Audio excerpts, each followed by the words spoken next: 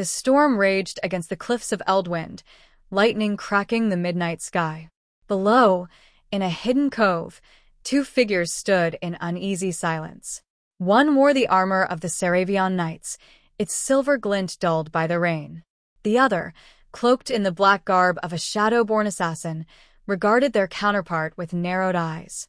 "We shouldn't be here," hissed the assassin, their voice barely audible over the storm. "Yet here we are," the knight replied, gripping their sword hilt. "We've no choice. The fate of both our worlds depends on this alliance." Act 1. A chance encounter. In the kingdom of Serevia, war had raged for decades between the noble houses and the shadowborn clans.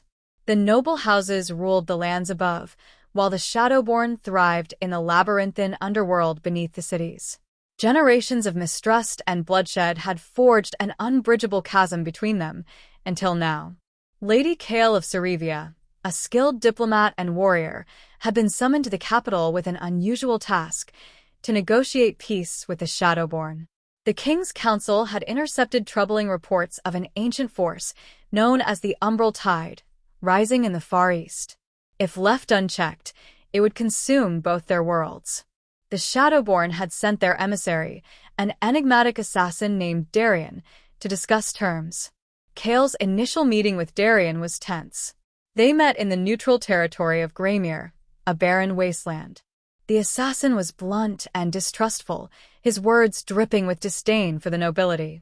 Kale, equally wary, countered his cynicism with pragmatism. Their conversation revealed the stakes.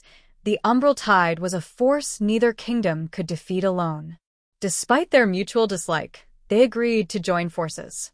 The fragile alliance would require Kale to journey into the Shadowborn's subterranean realm, while Darian would venture to Serevia's capital. Both faced hostile receptions from the other's people, deepening the challenge of their mission.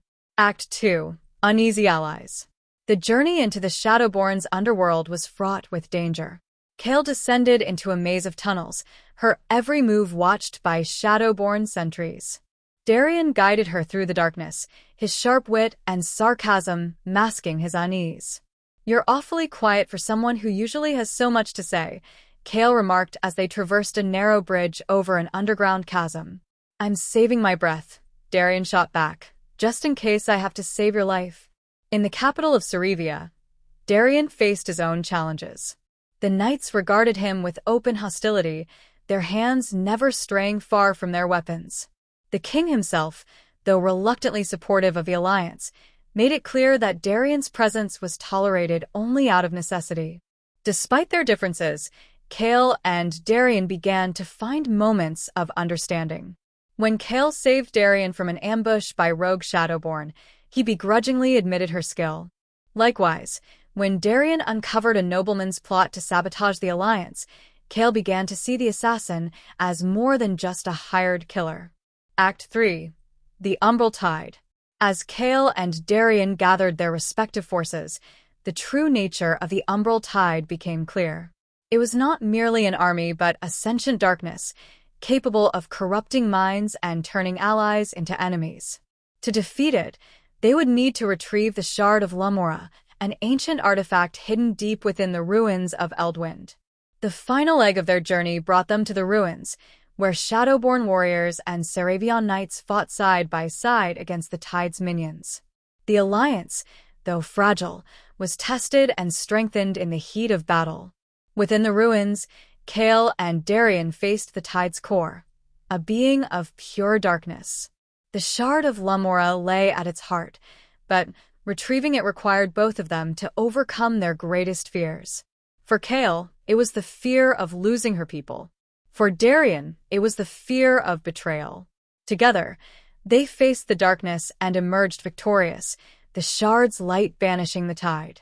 Act 4. A fragile peace. With the Umbral Tide defeated, Kale and Darian returned to their respective leaders. The alliance had succeeded, but the scars of centuries-old conflict could not be healed overnight. Still, there was hope. In a final meeting, Kale and Darian stood on the cliffs of Eldwind, where their journey had begun. "Do you think this peace will last?" Kale asked.